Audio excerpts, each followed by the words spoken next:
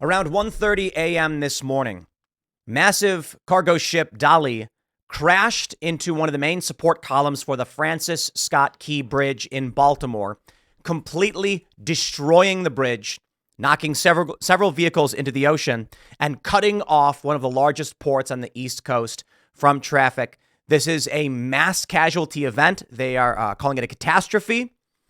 And what we know right now is that apparently the ship said they lost propulsion, issued a warning before drifting into the bridge and slamming into the support column, destroying the entire thing. We have video. I'll play a longer video, of course. You can see here on the screen as the bridge collapses, there were several vehicles on it. There were, I believe it was road construction crews. I believe they've rescued 2 so far. Yeah, it says there 2 have been rescued.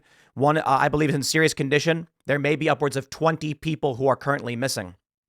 First and foremost, this is cutting off a major port, which is going to have massive economic issues. I've seen many people report that this is a major port of entry for vehicles entering from the East Coast, but it's more than that. This bridge, we'll pull up the map and we'll go through all this, but this is going to have a serious impact on what happens. Now, the question is, how could this have happened? And the 2 big theories circulating on X: diversity hires and a cyber attack.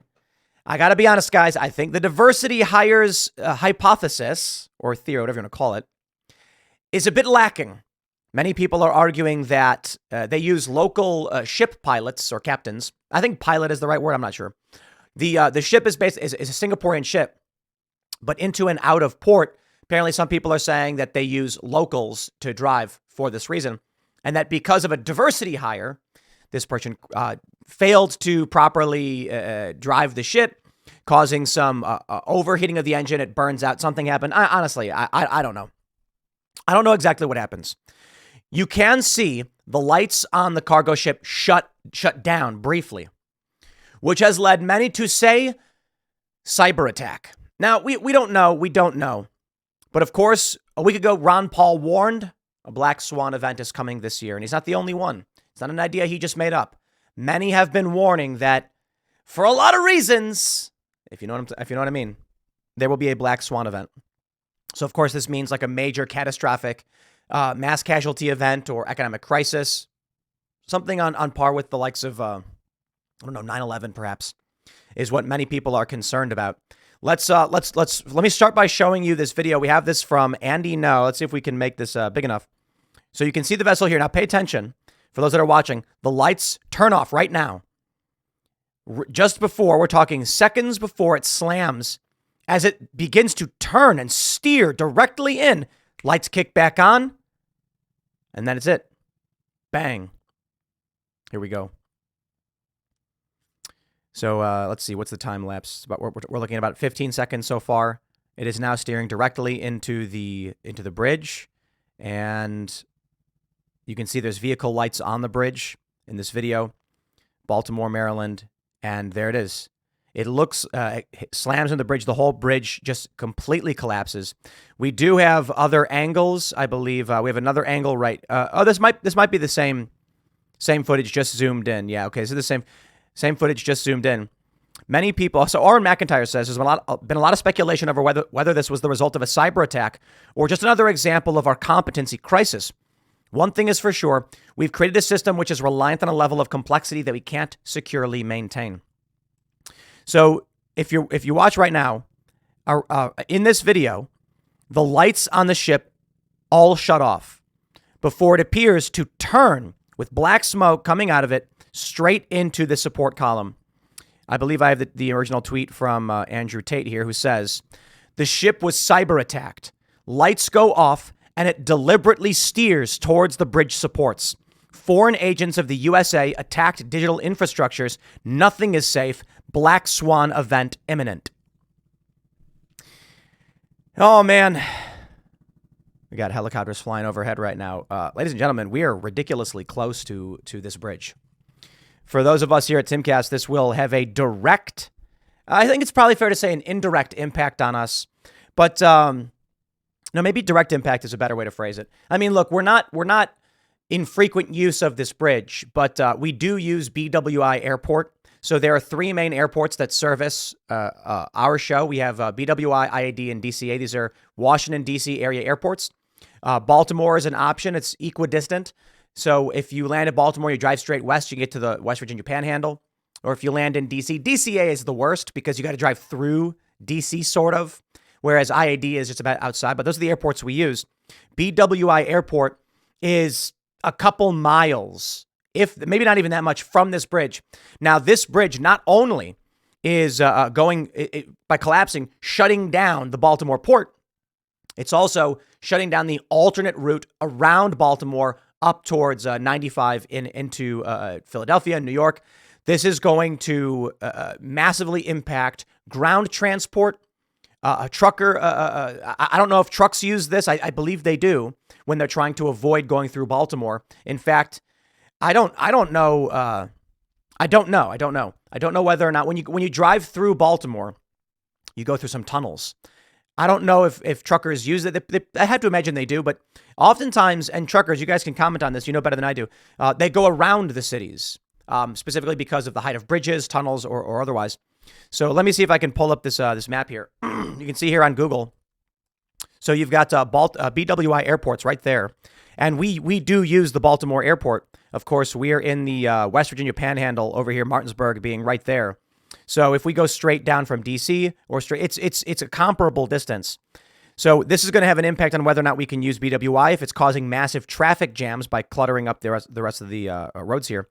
This is 695. This is an interstate highway. You take, where's 95? 95 goes up and through Baltimore. You can see it here.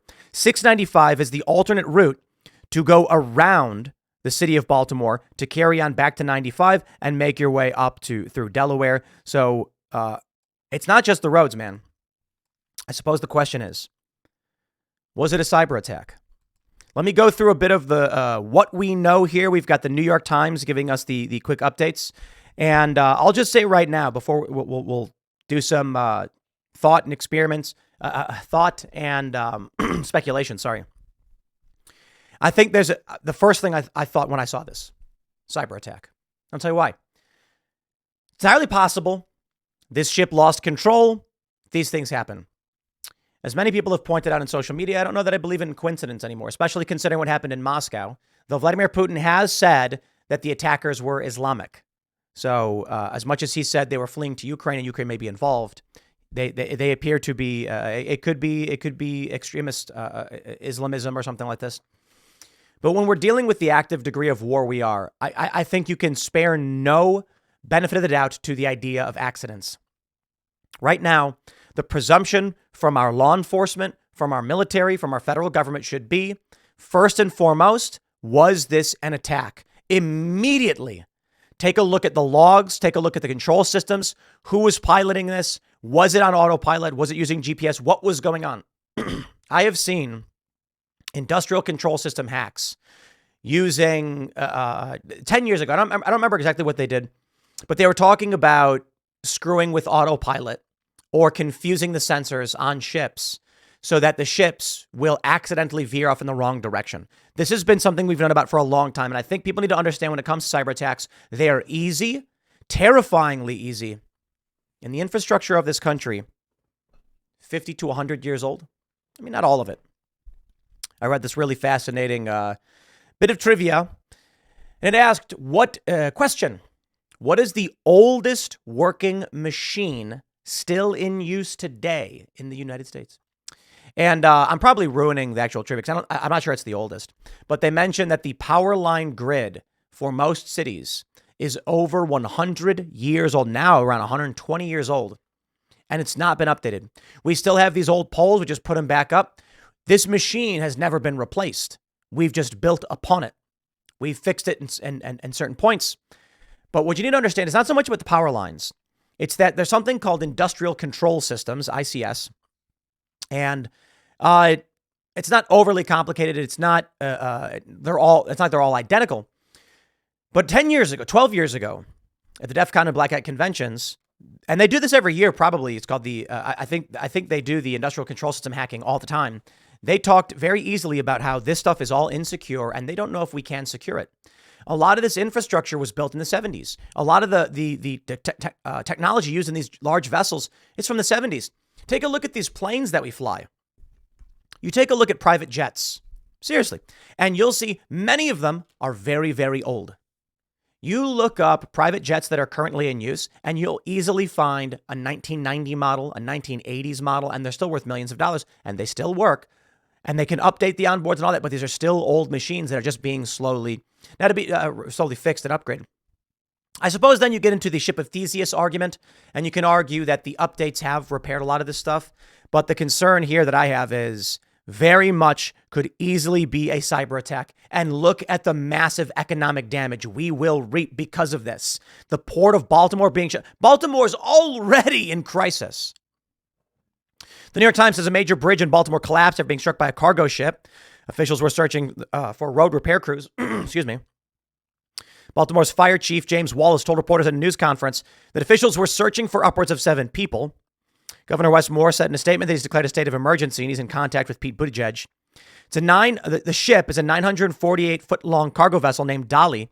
The owners of the vessel, a Singapore flagged ship, said it hit a pillar of the bridge around 1:30 a.m. All crew members, including 2 pilots on board, have been accounted for, and there were no injuries on the ship. It left Baltimore at 1 a.m. and was bound for Colombo, Sri Lanka, according to Marine Traffic. The bridge is named for Francis Scott Key, who wrote the Star Spangled Banner, for which was more of a Weird Al style parody cover. The Star Spangled Banner was actually based on a different set of music that he wrote words to. It's very interesting. How about that? So we have some updates here. You can see this is the Francis Scott Key Bridge. Now, we don't know how long it's going to be out. I think I have a tweet here. Joshua Steinman says, setting aside the human tragedy, the Port of Baltimore will be offline for some period of time, days, weeks. As one of the largest in the country, will have significant impact on the economy. Lots of questions need thorough answers. How could this be possible? How could one of the largest ports in the country be so easily disabled? Laughably insane. Man, you'd think we would have some simple kind of barrier protection for these support columns, considering you can kill people if you crash into it, let alone the economic damage. How did they not have any kind of barrier for this? That's surprising to me. One Twitter user says, people are making assumptions about a DEI crew, but the ship is out of Singapore, so it's unlikely. If the ship has a fly-by-wire control system, it would not be too complicated to attack. So we don't know for sure. Take a look at this. This is, I believe, I don't know if this is a rendering, but you can see where the impact occurred. Patapsco River, Francis Scott Key Bridge. They say the bridge is about 1.6 miles long. You can take a look this morning from the media staging area. New York Times has the image. They've shut down air travel over this as search and rescue is currently underway. About 40 ships, including 34 cargo vessels, currently have Baltimore listed as their destination, according to Marine Traffic, which tracks ships around the world. They say that there'll be some shipping delays. We do expect there to be a ripple effect, but it's a bit too early to say what the impact will be. The Transportation Secretary of Maryland has called it a catastrophic event. The White House has just issued the following statement. The president has been briefed on the collapse of the bridge. Ongoing search and rescue efforts. He will continue to receive updates. Baltimore's port handled a record amount of cargo last year. Take a look at this. Look, man, most humans live on coasts. Ports of entry are how we get stuff. It's how we get stuff. That's why the Panama Canal is so important. It's why the Sinai Canal is so important. It's why the Houthi rebels targeting cargo ships in the Red Sea is so dangerous. We do not transport, the most important transport, I should say, shipping containers internationally, moving back and forth. This is going to be massive. Man. Let's jump to some more, I suppose, the political element of this. From the Daily Caller. Very, very dangerous. Ron Paul tells Tucker Americans should prepare for a black swan event. Look, every so often, we do a shout out for safeandreadymeals.com. And the reason why is because of things like this. You never know what's going to happen. It could be overnight. That's what we saw. That's what Eric Prince told us. Okay, Blackwater. I don't know what they go by now, but this is the guy who started Blackwater. I asked him, based on your experience internationally, do you think the U.S. is heading towards some kind of collapse or civil war. And he said, the one thing I can tell you is that everyone he knows who's experienced collapse in government is that it happens overnight. Before bed, everything's fine. Electricity, internet, television's on, water's flowing. And then you wake up and there's no power. There's no TV. There's no plumbing. Like that. You know what, man? I think people don't realize how fragile this whole system is. Really. It is very, very difficult to build a large machine. It is very easy to flick a paperclip into the gears and blow the whole thing up. That's what's terrifying. You take a look at this bridge right here, this image we have from the New York Times. It took them 5 years to construct this bridge. 5 years. It's a marvel of human engineering. I mean, all these bridges are. It's really, really. I love bridges. I think they're beautiful. I think it's amazing to think that we've decided we no longer have to worry about floating the wagon or something. I don't know if you could do it over something so big. But, you know, you play Oregon Trail. Think about the sheer managerial power, the amount of human labor and energy and resources that went into building this bridge, the oil and transporting these things, shaping this concrete and the metal. And then one day, a routine cargo ship, which passes between, I'm assuming just between these support beams, loses power for only a brief moment. Only a brief moment. And one collision knocks the whole port out. You can build a car, a marvel of engineering, and then someone can pour the wrong fluid in it and the whole thing breaks. You can drop a marble in the wrong spot and break the whole thing. A paper clip can jam something up. It's quite remarkable and terrifying at the same time when you start to realize just how fragile the system is. So the question, I suppose, cyber attack? Incompetence? Maybe. In this one thread here, let me pull up the. They point out that I don't know if they're correct. So let's see. So this one person says, what I don't get is this. Let's assume an adversary nation runs a decades-long campaign of industrial sabotage against the U.S. Factory fires, refinery explosions, train wrecks, maritime disasters, a monthly or even weekly occurrence. What's the desired end state? Friction. That is 100% correct. We've seen train derailments. And the question is this normal or is the internet amplifying this because we normally don't hear about it? Honestly, I don't know. But this is what we see. Train derailments, warehouse explosions and fires. A few years ago, there was an oil refinery explosion. And we don't know if it's cyber attack or not. But friction is the desired end goal. You have right now an economic race. One thing I love to refer to is Thucydides' trap. Whenever a rising economic power approaches or is about to surpass the dominant economic power, there's a tendency for war to break out. So I shouldn't say whenever, but they refer to this Thucydides' trap. There were 16 times in recorded history where a rising economic power was about to supplant the dominant power, and 12 of those 16 times resulted in a major war. What are we looking at now? Could this be? As we know, China has been cyber attacking the US and the UK. Could this be a cyber attack intended to disrupt our economy so that China can grow faster? The reality is this. The Port of Baltimore is absolutely important for the development of the military-industrial complex. Why? Certainly, the U.S. military can operate independently of whether the port shuts down.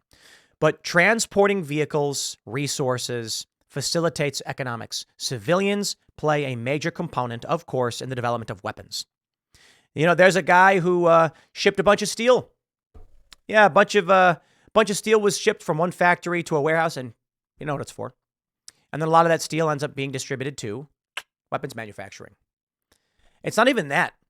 The woman who works at the diner down the street, she gets sick one day, and now they have no one to work. Let's say all of their employees, they have 3 servers, and now the men and the women who facilitate the military-industrial complex through administrative purposes or otherwise are diverted somewhere else because they have to get breakfast somewhere else. Now, this is a microscopic hiccup in the grand scale of things, but you see how it is all interconnected. They say, normally we stop halfway on the way to work. We grab breakfast. Most people do. Or it's a diner just outside. We can't eat there anymore. So now we have to increase our workload or our travel time by 30 minutes to go get lunch. Humans need to eat. Minor. I know. People can bring their own lunch. There's a lot of things you can do. What I'm saying is you attack enough of these points and you create friction, making it harder for us to grow and respond. I mean, I can really make it much simpler for you. China and the US are running a 100-meter dash, and every one of these incidents is a rock being thrown in front of us. No one rock is necessarily going to be the one that ruins the race for us, but you might step on it in an accident and stumble a little bit. You end up throwing a bunch down, and now you're trying to sprint through a field of rocks. Or better yet, throwing glue and adhesive onto the floor. Doesn't stop you, but it slows you down. And that's the point. Not to mention the loss of life. Natalie Denilition says, people think it's only a bridge. No, this is a major American port, and now it's basically cut off. She says, I'm getting attacked for saying it was deliberate. People just aren't paying attention. You know, when Ron Paul comes out and says, it's happening, I think you should listen. This guy is a smart feller. He appeared on Tucker Carlson's show recently, in the past week, saying, I think we're reaching this point where some sudden thing is going to happen.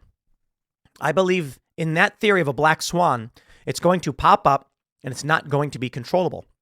A black swan event is defined as an impossibly difficult event to predict that has extremely wide consequences that challenges basic assumptions, according to the Corporate Finance Institute, which cited 9/11, Brexit, the dot-com crash, and COVID-19 as examples.